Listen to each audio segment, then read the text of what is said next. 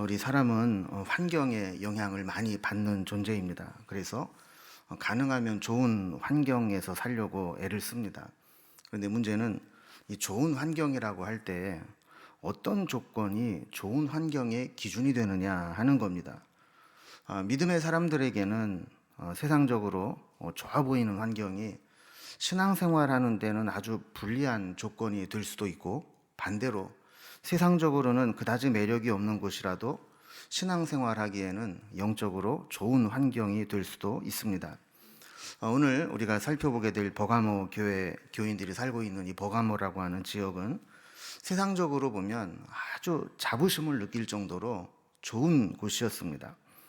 그러나 반대로 신앙생활을 하기에는 매우 힘들고 불리한 여건들을 다 가지고 있었습니다. 오죽하면 오늘 이 편지를 보내시는 주님도 이 버가모 교회 교인들에게 뭐라고 말씀했냐면, 네가 어디 사는지 내가 아노니 거기는 사탄의 권좌가 있는 데라 그랬어요. 그 사탄의 이 보좌, 사탄의 본거지가 있는 곳, 너희들이 그곳에 살고 있다, 이렇게 말씀하실 정도였다라는 겁니다.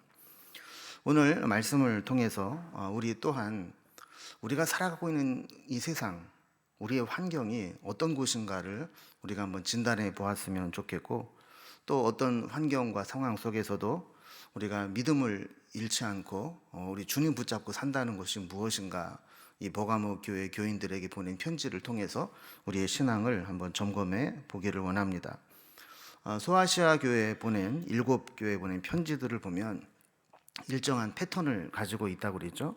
자, 이런 기준으로 버가모 교회에 보낸 편지를 정리를 해서 도표로 보면 이렇게 정리를 할 수 있습니다.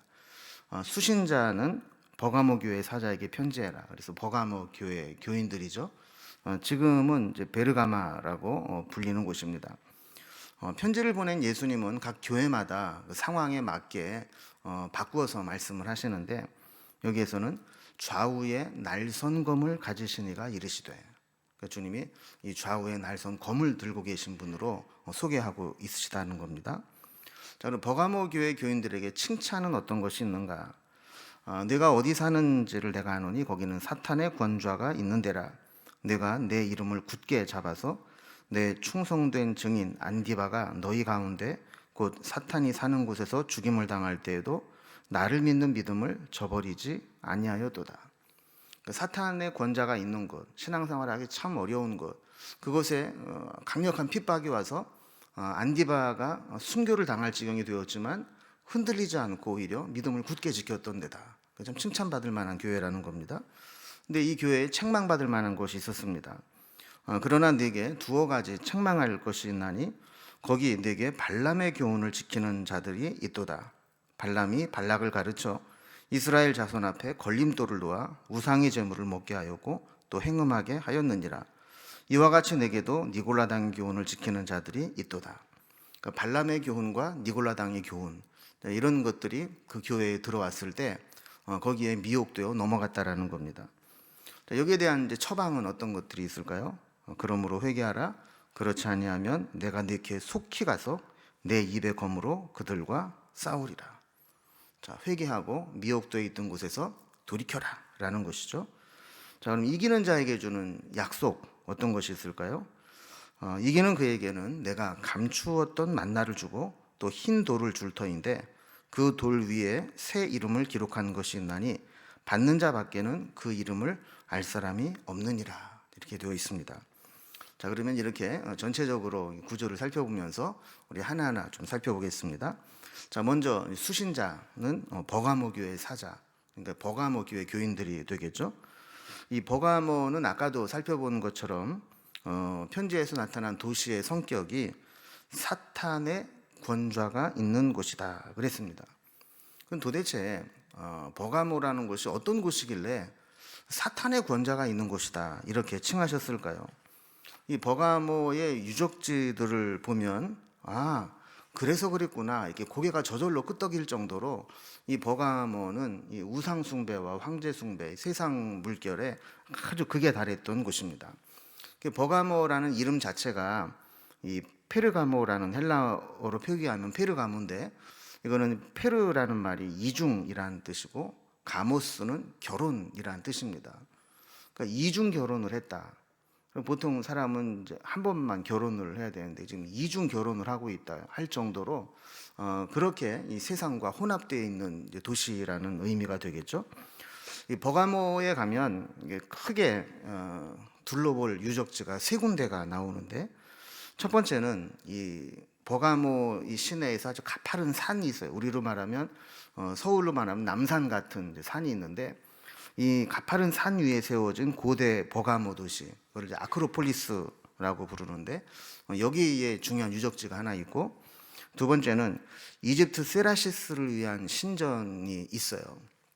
이것이 나중에 비잔틴 시대에는 교회로 건물로 이제 사용이 되기도 했던 곳이고, 세 번째는 고대 병원으로 유명했던 아스클레피온이라고 하는 그 요즘으로 말하면 종합병원 병원 단지가 있어요. 이 세 군데가 아주 유명한 곳인데 이것을 하나하나 좀 먼저 살펴봅니다. 먼저 이 버가모 아크로폴리스라고 하는 곳인데, 이 아크로폴리스의 아크로라는 말은 높다라는 뜻이고 폴리스는 도시라는 뜻이에요. 그래서 아크로폴리스 그러니까 높은 곳에 위치한 도시라는 거죠. 산 위에 높은 곳에 있을 때 거기를 요새처럼 만들고 거기에 이제 도시를 만들었다라는 겁니다. 사진을 통해서 이렇게 보면 이 아크로폴리스, 이 버가모 저쪽 뒤에 보면 시내가 좀 보이고요.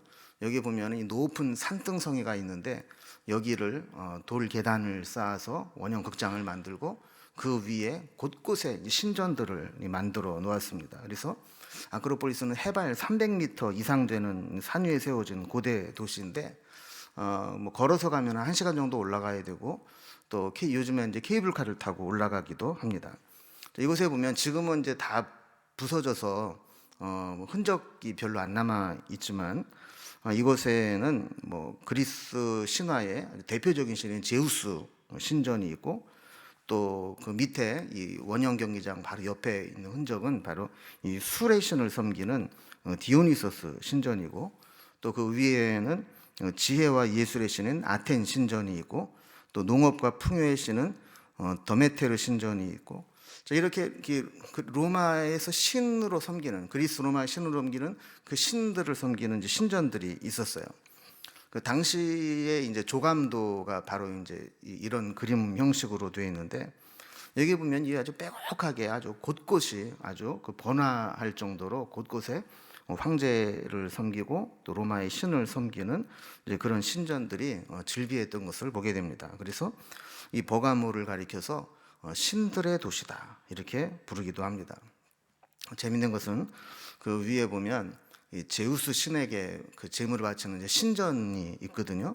근데 그 신전이 지금 어디 있냐면 이 독일의 베를린 박물관에 가면, 베를린 박물관이 여러 동으로 되어 있는데 그 베르가모 관이 있어요. 베르가모 관에 요 제단을 그대로 뜯어다가 그냥 그대로 갖다가 재조립을 해놨어요.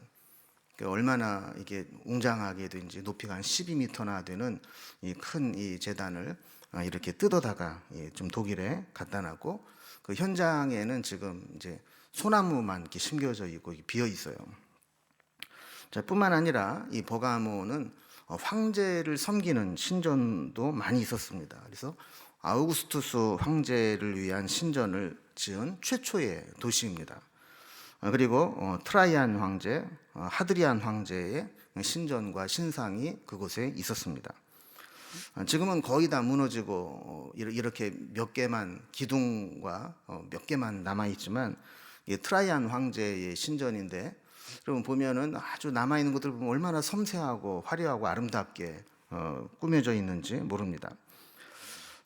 이렇게 황제 숭배를 잘 하다 보니까 이 버가모 교회는 그 당시에 다른 지역에서는 없는 특권을 누리게 됐어요. 그게 뭐냐면 이 로마의 관할 지역이었지만 그 도시에 자체적으로 사법의 재량권을 준 겁니다.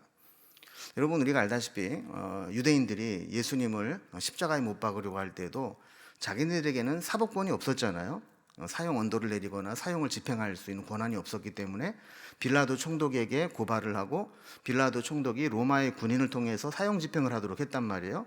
그런데 이 버가모는 얼마나 로마에게 충성을 하고 황제들을 잘 섬겼든지 그 도시는 유일하게 그런 사법권을 자율적으로 부여받은 도시였어요. 그래서 그들 스스로를 뭐라고 불렀냐면 정의의 검이다 이렇게 불렀어요. 그래서 이렇게 검으로 판결을 내리고 할 수 있듯이 그렇게 자기네들은 자부심을 가지고 있는 그런 도시였습니다. 근데 우리가 조금 이따가 살펴보겠지만 예수님께서 예수님 스스로를 뭐라고 소개했다고 그랬죠? 좌우에 날선검을 가지시니가 이르시되. 이 말씀은 바로 이렇게 버가모 사람들이 스스로를 우리는 다른 어느 곳에도 받지 못한 사법적 독립권을 가지고 있고 집행권을 가지고 있는 정의의 검을 가지고 있는 도시야, 이런 자부심을 가지고 있었지만 주님께서는 그거 진짜 검 아니야, 진짜 검은 내가 가지고 있어, 이렇게 말씀을 하시는 거죠. 또한 이 버가모에는 그 아크로폴리스의 이 경사로를 이용해서 거대한 원형 극장을 세웠어요. 저기 보면 좀 아는 사람이 나오죠. 예. 그래서 이 위에 보면 아까 그 트라이안 황제의 그 신전이 나오고 그 밑에 이제 경사로를 활용해서 이렇게 큰 원형 극장을 만들었는데 여러분 이 살짝만 보더라도 그 위에가 얼마나 그 화려하고 웅장한 그런 돌로 만든 거대한 하나의 그 신전 폴리스였는가를 우리가 알게 되는 거죠. 그리고 지금은 이제 그 터밖에 안 남았는데 당시에 20만 권이나 되는 장서를 보유한 도서관이 있었어요. 그러니까 여러분 20만 권이면 책이 얼마나 많은 겁니까? 요즘처럼 뭐 막 인쇄해서 찍어내는 게 아니라 일일이 다 필사를 해서 책을 만들었는데 당시에 알렉산드리아가 가장 많은 책을 보유하고 있었는데 거기가 한 50만 권, 그리고 이제 셀수스 그 에베소의 셀수스 도서관에 한 20만 권, 또 여기에 버가모에 한 20만 권, 이렇게 이제 3대 도서관이거든요. 그 당시에 이렇게 장서들이 있었어요. 근데 이제 서로 경쟁을 하면서 알렉산드리아는 이제 우리가 말하는 갈대 잎을 이렇게 펴가지고 만든 파피루스를 만들어서 거기에다가 기록을 했는데 이 알렉산드리아에서 파피루스 수출 금지령을 내립니다. 그렇게 되자 이 버가모에서는 양피지를 소독을 하고 펴서 거기에 책을 만드는 최초의 양피지에 글을 써서 만든 것이 바로 이 버가모였어요. 그러니까 이제 상당히 학문적으로도 깊이가 있고 중심지 역할을 했던 것이 바로 버가모였습니다. 자, 이렇게 버가모는 산 위에 아크로폴리스의 큰 신전들과 뭐 도서관, 이런 원형 극장 뭐 이런 것들이 이제 있고요. 두 번째로 이제 있는 곳이 아스클레피온 신전입니다. 아스클레피온 신전은 이제 병원이에요. 지금 이제 여기도 뭐 다 거의 무너지고 몇 개 안 남아가지고 이게 그 당시를 복원을 해놓은 이제 그림인데 들어가는 입구부터 시작해가지고 뭐 원형 극장도 있고 또 지하 통로도 있고 치료실도 있고 또 정원도 있고 여러 가지 이제 시설들을 해놨어요. 그래서 요즘으로 하면 종합 의료 시설인데 여기에는 약물요법 외에도 심리치료, 그리고 걸으면서 이제 일광욕으로 치료를 하는 것, 그리고 이제 스파 치료, 그래서 거기 이제 온천이 있는데 거기에서 물로 아쿠아 치료를 하도록 했고, 그리고 운동요법, 그리고 음악요법. 그래서 이제 위에 보면 그 원형 극장이 거기도 있거든요. 거기에서 공연을 하고 음악을 듣고 지하 통로를 걸으면서 물소리를 들으면서 이렇게 치료를 돕는 종합적인 이제 치료 센터였어요. 근데 중요한 거는 마지막에 치료의 완성은 어디에서 하느냐 하면 이 아스클레피온 신전에서 그 신에게 제사 드리면서 마지막 치료를 하는 거였어요. 당시 최고의 병원으로 소문이 났고 그 인근의 소아시아족뿐만 아니라 그리스 지역에서부터도 병을 고치는 효험이 있다 그래서 그곳에 모여서 병을 치료받는 이제 그런 곳이었습니다.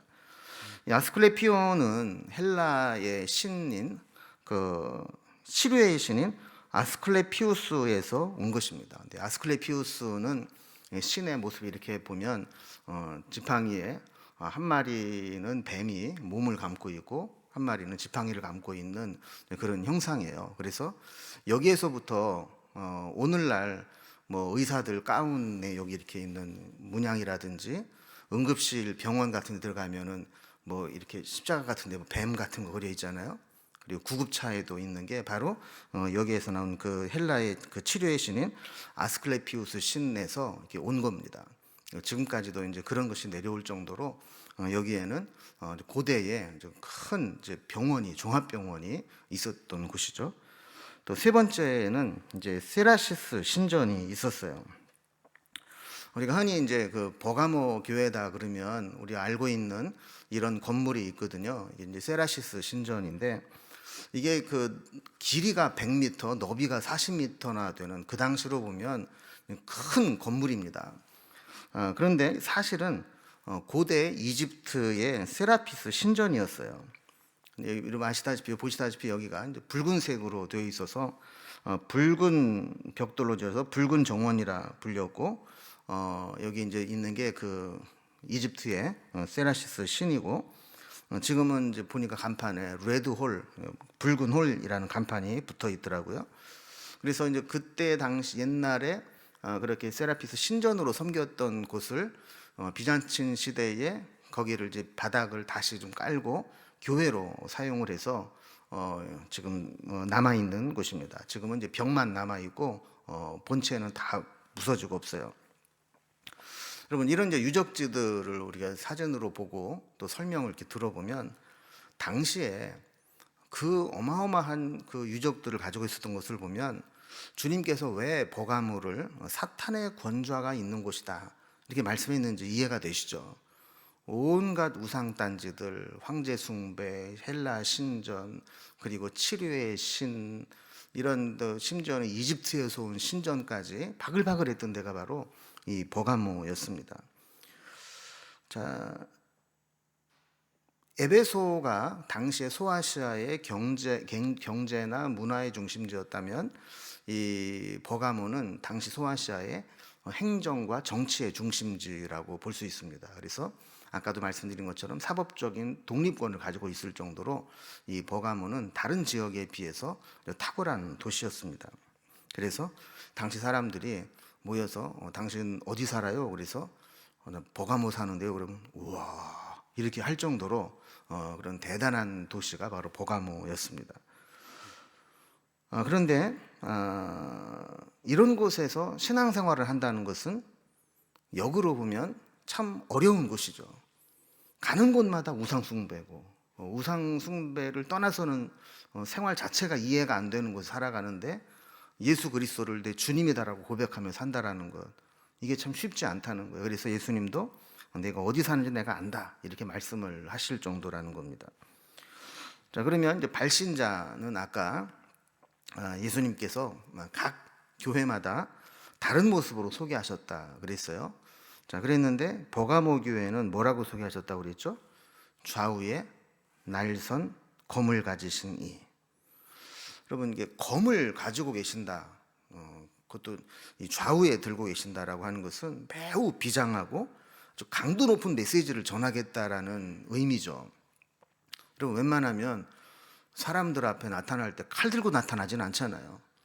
만약에 누군가가 우리를 만나러 오는데 칼을 들고 오면은 우리 뭐라 그러겠어요? 일단 그거 좀 내려놓고 그 칼 좀 치우고 얘기해 이럴 거 아니에요. 근데 예수님께서 내가 지금 니들 앞에 나가는데 나 지금 좌우에 날성검을 들고 지금 니들한테 나가는 거야 이렇게 말씀하셨다는 얘기는 뭔가 분위기상 아주 비장하고 뭔가 아주 강도 높은 메시지를 전할 수밖에 없다라는 것을 좀 보여주는 거죠. 문제는 이 검이 용도가 뭐냐 하는 거예요. 보통 주님께서 우리를 향해서 검을 가지고 오실 때는 우리를 공격하려고 갖고 오신 검이 아니고 우리를 대적하는 자들을 막아주시기 위해서 검을 가지고 오시면 이해가 되는데 오늘 이 본문을 쭉 읽어보면 우리 주님께서 검을 가지고 오셨다고 했을 때 그 검의 용도는 믿는 자들을 박해하고 방해하는 자들을 공격하기 위한 검이 아니고 믿음을 가졌다가 변질된 자들에게 경고하기 위해서 말씀의 검을 가지고 오셨다 이렇게 말씀을 하고 계시는 것을 보게 됩니다. 그래서 우리가 이제 16절 말씀에 보면 주님이 회개하지 않는 자들을 향해서 내가 네게 속히 가서 내 입의 검으로 그들과 싸우리라. 그러니까 버가모 교회 교인들 가운데서 회개하지 않고 세상에 타협하고 배교하고 이런 자들과 입술의 검으로 싸우리라, 이렇게 말씀하신 것과 일맥상통하는 말씀입니다. 그럼 세 번째 이 패턴으로, 그럼 버가모 교회에 칭찬받을 만한 것들은 무엇이 있었는가? 이 버가모 교회는 칭찬과 책망을 둘 다 받은 교회입니다. 그럼 먼저 칭찬을 살펴보면요, 13절 다시 봅니다. 네가 어디에 사는지를 내가 아노니 거기는 사탄의 권자가 있는 데라. 네가 내 이름을 굳게 잡아서 내 충성된 증인 안디바가 너희 가운데 곧 사탄이 사는 곳에서 죽임을 당할 때에도 나를 믿는 믿음을 저버리지 아니하였도다 그랬습니다. 그러니까 주님은 이 버가모 교회 교인들이 어디 사는지를 아신다 그랬어요. 아까도 말씀드렸듯이 버가모에 살아요 그러면은 세상 사람들은 오, 좋은 데 사네요 이렇게 얘기하지만, 믿음의 사람들이 들으면 그런 데서 어떻게 신앙생활해요? 이렇게 하는 것, 주님도 아신다는 거예요. 아까 말씀드린 것처럼 사탄의 권좌가 있는 곳이다. 말할 수 없는 우상 숭배와 황제 숭배, 그리고 지적 교만이 팽배했던 곳이었습니다. 황제 숭배는 항상 황제를 주라고 고백하도록 만들거든요. 그렇게 되면 다신교를 믿는 사람들은 그래 그럼 뭐 황제도 신이라고 해줄게 이러면 되지만, 유일하신 하나님을 믿는 기독교인들에게는 황제를 신이다 이렇게 고백을 못 하잖아요. 그러니까 결국에는 황제 숭배에 동조하지 못하게 되고, 결국 이것이 미운 털이 박혀서 시범 케이스로 이 버가모 교회의 감독이었던 안디바를 죽게 합니다. 그래서 전승에 의하면 이 안디바를 이렇게 뜨겁게 달군 철판에다가 뉘어놓고 밑에다 불을 떼가지고 죽게 만들었다, 이런 이제 전승이 나와 있어요. 여러분, 이렇게 버가모 교회에 지금으로 말하면 이제 담임 목사를 데려다가 배교하게 만들고, 배교하지 않게 될 때 뜨거운 철판에다가 이렇게 화형을 시키듯이 그렇게 죽이는 모습을 교인들이 봤다. 그러면 교인들이 어떤 마음을 갖게 할까요? 그러니까 황제 숭배자들은 그런 모습을 통해서 너희도 황제 숭배를 거부하면 이렇게 될 거야 라고 겁을 주는 거죠. 자, 그렇게 됐을 때, 그럼 보통 이렇게 박해가 시작되고 누군가가 시범 케이스로 순교를 당하게 되면 사람들은 둘 중에 하나의 반응을 보이겠죠. 하나는 나도 저렇게 당할까 봐 무서워, 그래서 타협하고 배교하는 사람이 나오게 되거나, 또 반대로 한쪽에서는 저분도 저렇게 믿음을 지키고 순교했는데 우리도 저 믿음을 따라서 믿음을 지켜야지, 이렇게 되면 더 무장하는 경우가 생기게 되는 겁니다. 근데 이 버가모 교회를 향해서 예수님께서 칭찬하신 것은 뭐냐면, 안디바가 그렇게 고통스럽게 뜨거운 철판에서 순교당하는 모습을 봤지만 버가모 교회 교인들은 그 속에서 믿음을 버리지 않았다는 거예요. 주님을 굳건히 붙잡고 있었다라는 겁니다. 자, 그러니까 이 버가모 교회는 순교자를 배출한 교회고, 순교자를 배출했다는 자부심과 더불어서 교인들 역시 순교의 각오를 가지고 믿음을 지켰던 교회라는 거예요. 여러분, 신앙생활을 하면서도요, 만약에 우리 교회 역사 가운데 그런 분이 있는지 모르겠는데, 우리 교회의 역사 가운데에서 정말 순교자가 있었다, 그러면 우리는 자부심이 있을까요, 없을까요? 자부심 있겠죠, 그죠? 우리 교회는 예전에 믿음을 지키기 위해서 이렇게 순교했던 분이 계셔. 우리는 그런 교회야. 순교자가 나왔던 교회야. 정말 자랑할 만한 일이죠. 그렇게 되면 우리 교회에 다닌다라고 하는 것 자체가 영적인 자부심이 생길 뿐만 아니라, 웬만한 시험이 왔을 때 우리 교회는 순교자가 있었던 교회야, 이 정도 시험은 우리가 이겨내야 돼. 이런 마음을 가지지 않겠어요? 그러니까 버가모 교회가 그런 교회였다라는 거예요. 주님께 칭찬을 받을 만했죠. 자, 그런데 이 박해가 끝이 나고 나서 이 버가모 교회는 급속도로 신앙이 변질되기 시작합니다. 그래서 책망을 받을 만한 일이 있다 그랬는데, 이 버가모 교회가 책망을 받을 것은 발람의 교훈과 니골라당의 교훈을 용납했다라는 거예요. 그래서 버가모 교회는 아주 강력한 박해 속에서는 순교자도 배출하고 그 순교자의 본을 받아서 믿음을 지켰는데, 이 박해가 끝이 나고 났을 때 세상 유혹이 밀려오게 될 때 거기에서 영적인 긴장이 풀려버리고 믿음을 지키지 못했다라는 겁니다.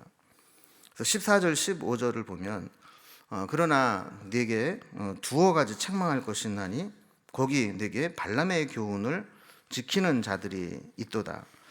발람이 발락을 가르쳐 이스라엘 자손 앞에 걸림돌을 놓아 우상의 제물을 먹게 하였고 또 행음하게 하였느니라. 이와 같이 네게도 니골라당의 교훈을 지키는 자들이 있도다 그랬습니다.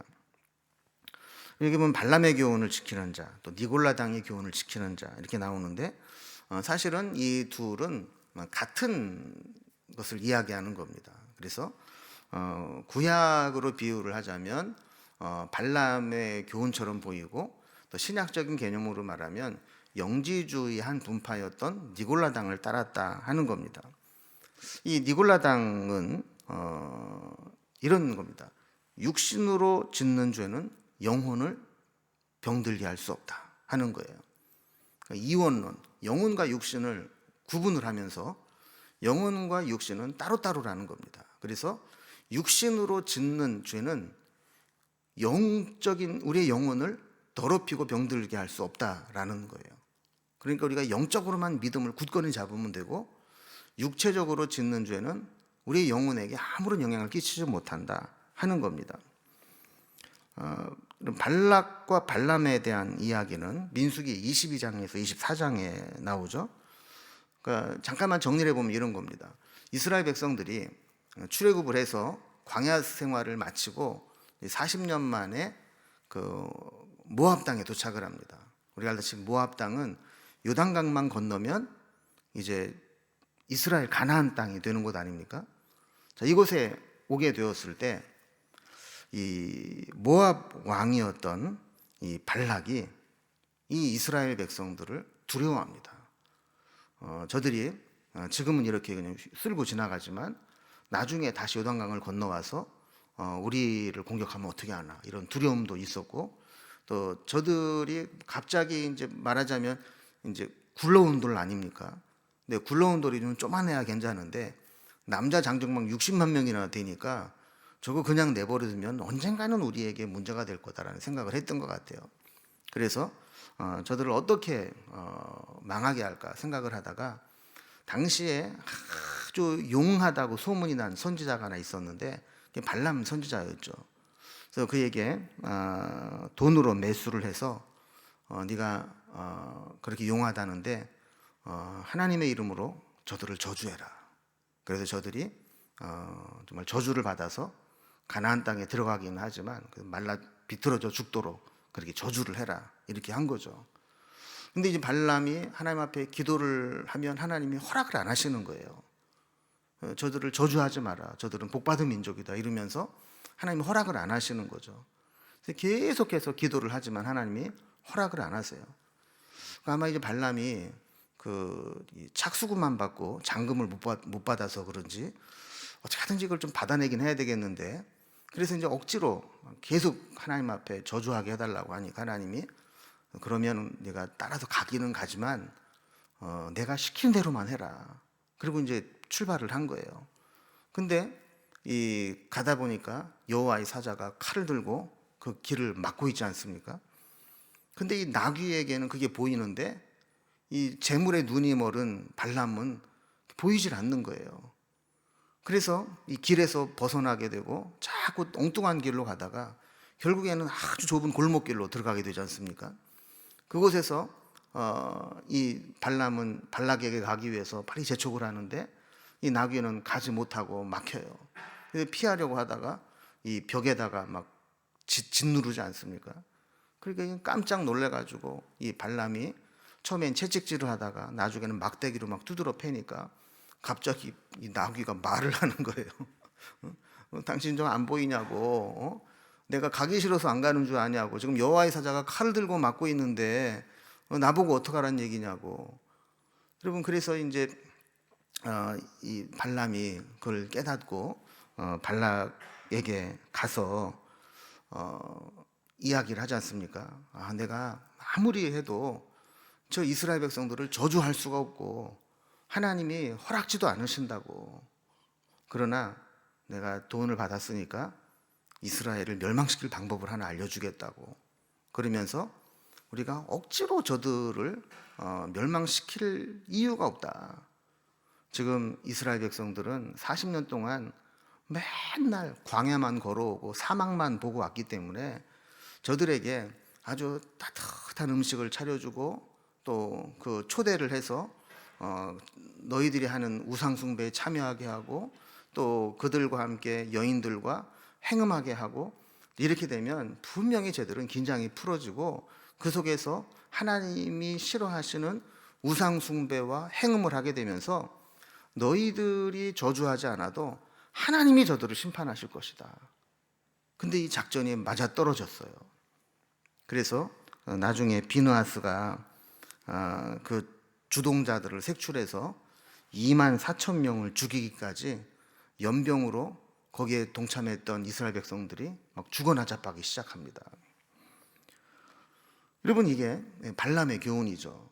그래서 이스라엘 백성들에게 이런 미혹으로, 영적인 우상숭배와 음행으로 그들을 하나님의 심판받게 만드는 거, 여기에 버가모 교회 교인들이 그런 식으로 세상과 물들었다라는 거예요. 아까 말씀드린 니골라당 역시 육체로 죄를 짓는 것은 영혼 구원과 상관이 없다, 이게 가르쳐 왔어요. 여러분, 우리가 신앙생활 하면서 사실 해서는 안 될 것들이 많잖아요. 신앙생활 하면서 우리가 술을 먹을 수 있습니까? 담배를 피울 수 있습니까? 그렇게 하는 사람도 있기는 더러 있긴 있는 것 같은데 대부분은 안 하잖아요. 못 하고.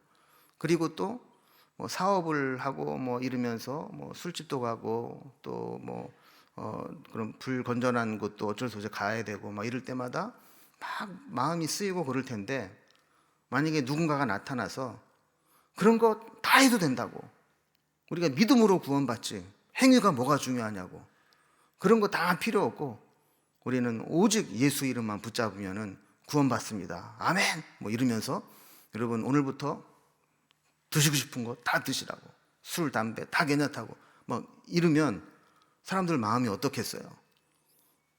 한편으로는 저거 이상한데 이러면서도 계속 듣다 보면 이거 좋은데 이런 마음이 드는 사람도 생기잖아요. 그러면서 가지나 뭔가 세상의 어떤 육신의 정욕이나 세상 풍조에 구별되어서 살아가야 되는 것이 부담스러웠던 사람들은 그런 가르침을 받으면 그것도 괜찮은데 하면서 넘어가기 시작한다라는 거예요. 버가모 교회가 바로 그랬다는 것이죠. 그러니까 에베소 교회와 정반대의 결과가 나타났는데요. 에베소 교회는 아주 말씀으로 이것이 옳으냐 그르냐 진리냐 아니냐 이거를 막 따져가지고 다 분별하다 보니까 처음 사랑을 잃어버렸어요. 그런데 버가모 교회는 그렇게 세속화되고 세상과 물드는 물결들이 막 밀려올 때 그것을 거절하지 못하고 그냥 사랑으로 용납하다 보니까 신앙의 본질을 잃어버렸어요. 그래서 주님은 16절에 이렇게 말씀하시죠. 그러므로 회개하라. 그렇지 아니하면 내가 네게 속히 가서 내 입의 검으로 그들과 싸우리라. 좀 두려운 말씀이죠. 주님이 우리 편에 서서 우리를 위해 싸워주셔도 우리가 믿음으로 살아가는 게 쉽지 않은 세상 아닙니까? 그런데 하나님께서 우리 편이 아니라 우리를 향해 검을 들고 우리를 책망하고 계신다면 우리가 할 수 있는 게 뭐가 있겠어요? 하나님에게 도와주시고 힘을 주시고 길을 열어주셔도 우리가 믿음으로 그것을 같이 극복해내는 게 쉽지 않은데 하나님이 막으시고 하나님이 앞에 칼을 들고 서 계시면 우리가 되는 일이 뭐가 있겠느냐 하는 거예요. 회개하라. 이거는 간단한 명령처럼 보이지만 우리가 이렇게 신앙이 느슨해지고 풀어지고 세상 풍조에 물들어 살아가고 하는 곳에서 빨리 돌이키라는 겁니다. 그렇지 않으면 내가 속히 가서 내 입의 검으로 그들과 싸우리라. 여러분, 주님의 검은 물리적인 칼이 아니라 주님의 입의 검. 입의 검은 뭘 말씀하시는 거겠어요? 말씀이죠. 여러분, 우리가 어떤 그 잘못을 하고 죄를 졌어요. 그러면 우리가 잘못에 대한 책임으로 어떤 형벌을 받겠죠. 근데 믿음의 사람은요, 주님 앞에서 내가 어떤 형벌을 받느냐 이게 두려운 게 아니고 주님 앞에 내 잘못이 낱낱이 다 드러나서 말씀 앞에 그 잘못된 것들을 하나하나 지적받으면서 그 잘못이 다 드러나게 되는 그 장면이 사실은 더 두려운 거예요. 주님께서도 바로 이렇게 죄의 형벌이 아니라 우리에게 오셔서 너희가 말씀 가운데 뭐가 잘못되어 있는지 낱낱이 다 드러내겠다. 그렇기 전에 회개하라 하는 거죠. 여러분, 흥미로운 것은 아까 그 비잔틴 시대의 교회로 사용했다고 하는 세라시스 신전이 있잖아요. 여러분, 이 모습을 한번 가만히 보세요. 지금은 이 양 벽밖에 안 남았는데 이게 뭐랑 비슷하냐면 주님이 칼로 그 교회를 딱 잘라서 두동강이 낸 것 같은 이미지 아닙니까? 그러니까 주님께서 지금 경고하시는 거죠. 어쩌면 지금 우리에게 경고하신다면, 자, 지금 저 교회 모습을 봐라. 지금 저렇게 칼로 딱 두동강이 난 것처럼 되어 있는데 너희도 회개하지 않으면 너희도 실체가 저런 모습이 될 것이다 하는 경고라는 겁니다. 마지막으로 이기는 자에게 주시는 약속. 이기는 자에게는 어떤 약속을 주시는가? 감추었던 만나와 이름이 새겨진 흰 돌을 주리라 그랬어요. 주님은 각 교회마다 처한 상황에서 믿음을 끝까지 지키며 사는 것이 쉽지 않다는 것을 아셨어요. 그래서 믿음으로 이겨낸 자에게는 상급을 주시겠다 약속을 해주시죠. 근데 버가모 교회에 주신 상급은 뭐였는가? 17절 말씀을 보면 이기는 그에게는 내가 감추었던 만나를 주고 또 흰 돌을 줄 터인데 그 돌 위에 새 이름을 기록한 것이 있나니 받는 자 밖에는 그 이름을 알 사람이 없느니라 그랬습니다. 여러분, 감추었던 만나, 이게 뭐를 얘기하는 거예요? 여러분, 옛날에 법궤가 있잖아요. 언약궤. 왜 법궤라고 부르냐면 그 안에 이제 그 율법판이 들어있기 때문에 이제 그 율법판을 집어넣은 궤다 그래서 법궤라고 부르는데 율법판만 있었던 게 아니죠. 그 안에 만나를 담아놓았던 항아리가 있고 아론의 쌍난 지팡이가 있고 또 율법판이 있었고 그랬지 않습니까? 근데 지금 그게 어디 있는지 아무도 몰라요. 다 감추어져 있어요. 어쩌면 마치 하나님께서 니들 이거는 못 찾지 마 이렇게 감추신 것처럼 아무도 지금 어디 있는지를 몰라요. 근데 그 감추었던 만나를 주시겠다.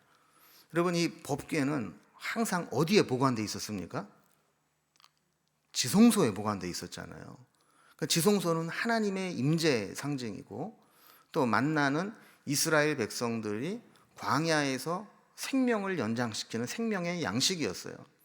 그러니까 감추었던 만나를 주신다는 것은 두 가지 의미인데 첫 번째는 영생하도록 얻는 양식을 주겠다라는 것이고 또 하나는 하나님의 임재가 있는 지성소 안에 항상 있게 하겠다 하는 거거든요. 또 두 번째, 새 이름을 기록한 흰 돌을 주겠다 이렇게 말씀을 하셨어요. 이 흰 돌이라는 것은 뭐 여러 가지 해석이 있어요. 왜냐하면 이게 뭐 성경에 있는 게 아니라 그 당시의 관습을 이야기하는 건데 뭐 예를 들면 이런 겁니다.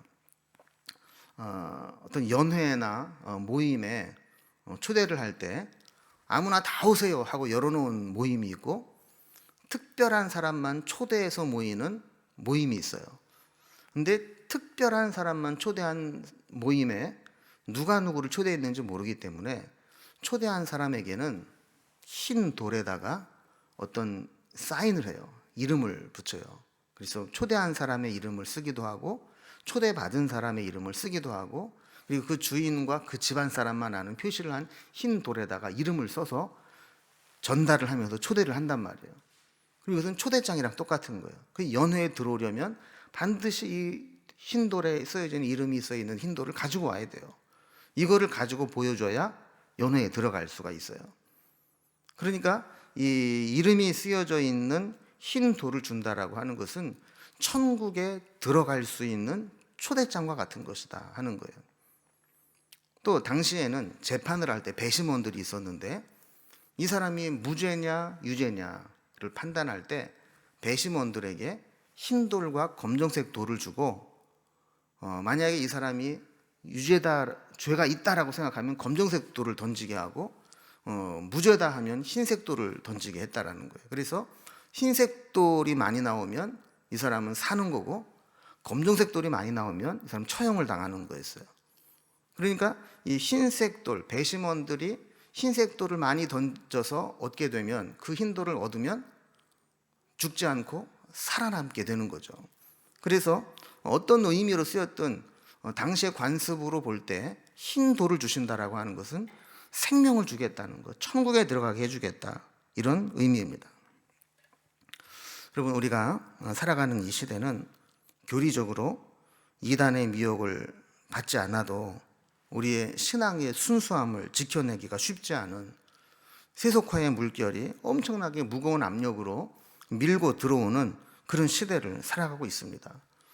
뿐만 아니라 지금 이 시대는 정말 그 어느 때보다도 반기독교적인 정서가 팽배한 시대를 살아가고 있습니다. 이런 시대를 살아가고 있는 우리 기독교인들이 믿음을 지키고 당당하게 내 신앙을 고백하고 예수님을 전하고 이렇게 하기가 정말 힘든 시대라는 것이죠. 또한 우리 자신에게도 신앙을 지키기 어렵게 만드는 미혹하는 것들이 있을 수 있습니다.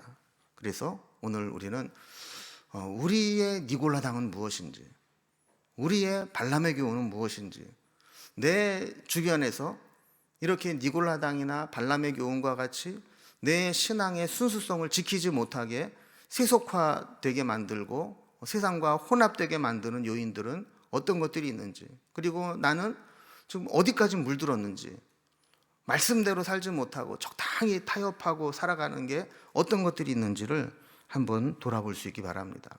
특별히 명절과 이 연휴는 우리의 영적인 긴장이 풀어지면서 하나님이 기뻐하지 않는 일들에게 노출되기 쉬운 그런 시기입니다.